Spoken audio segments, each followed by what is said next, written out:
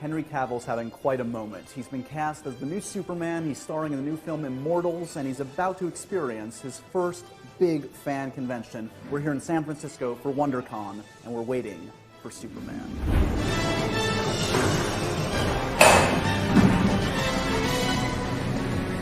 That's a dramatic entrance. That's an entrance. How you doing, mate? How are you, man? Good. Okay, so Henry, we're about to walk, not the floor, but the mezzanine level overlooking WonderCon. Have you ever done anything like this before? No, it's my first time. Have you been prepared? Well, let's hope so. What have they told you coming into this? They haven't really told me much apart from, just enjoy it. Do your thing. Obviously, you've got a couple little projects coming up. Immortals, it's November. Yes, that's and this coming other indie Superman coming up a little bit after. Oh, yeah, just a small little job. Yeah. So these are like the core fans, though, that are going to kind of make it or break it. I feel like no pressure, but if they don't like your stuff, you're screwed. Well, I better do a good job then. No, but I mean, do you know what I mean? Like, do you feel any kind of like weight on your shoulders that like these are the fans that probably matter most in a way to projects like these, right? Yeah, absolutely. Do I feel any pressure?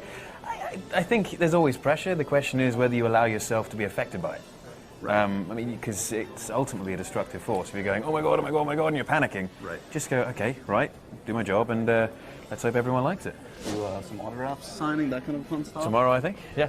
So is that fun again, or is it kind of weird to like, I mean, now that, you're on the cover of Entertainment Weekly, and you've got the big role, it's, the fame level's kind of gone up a little bit for you in recent months. Yeah, a touch. A touch, right? Yeah. Are you noticing it? Not really, not yet. I mean, with Entertainment Weekly and all sorts, yes, you notice that, but I've been hidden away, so I haven't quite felt the full force of it just yet. So this is like your coming out party. Here we go. Yeah, let's have a look-see.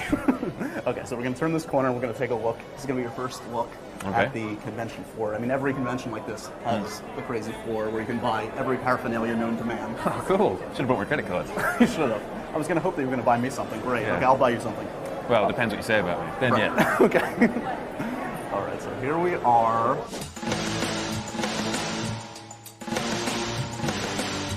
This is the floor of WonderCon, Henry. Okay. That's not a green screen, that's actual real. That's incredible. Fellow DC superhero. I know, it's all in the family. Good work. Ryan's here too. You Okay. guys could have a little team up maybe. Yeah, there you go. So growing up, did you have a favorite superhero? I know you said you weren't really big into the comics and stuff. Superman, of course. Every kid wants to be Superman. So, yeah. Simple answer. What about Superman? Was it just that he was he's the best. He's the original. He's the first. Right. He's the Superman. So yeah. Did you ever dress up as him as a kid? I'm sure I did at some stage. Sure I did. It's incredible. It is incredible, right?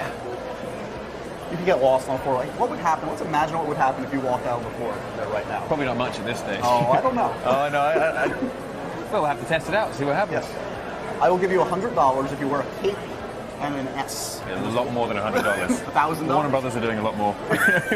Yeah, you need to get into a bidding war with Warner Brothers. Yeah.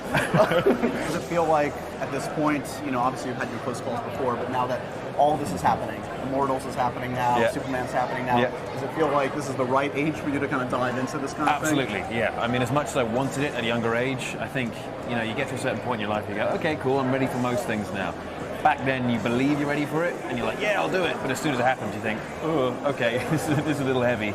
And I'm glad it's happening now as opposed to any other time. Right. So when you landed the big one, what was that feeling then? It was less about nerves and more about excitement at this point? Landed the big one, surreal, absolutely surreal. I mean, it took me about half an hour just sitting down. I got the phone call and then, ran around the house screaming for about 20 minutes.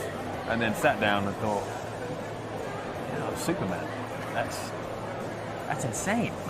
And it took me a good long time just to, kind of get used to the idea. I'm still not used to it. I think until I actually physically don the cape and I'm on set, will it sink in? But for now, it's just a whirlwind ride and see how it goes. And when you put on that costume for that audition, I mean, do you feel super or do you feel silly? I mean, what's the...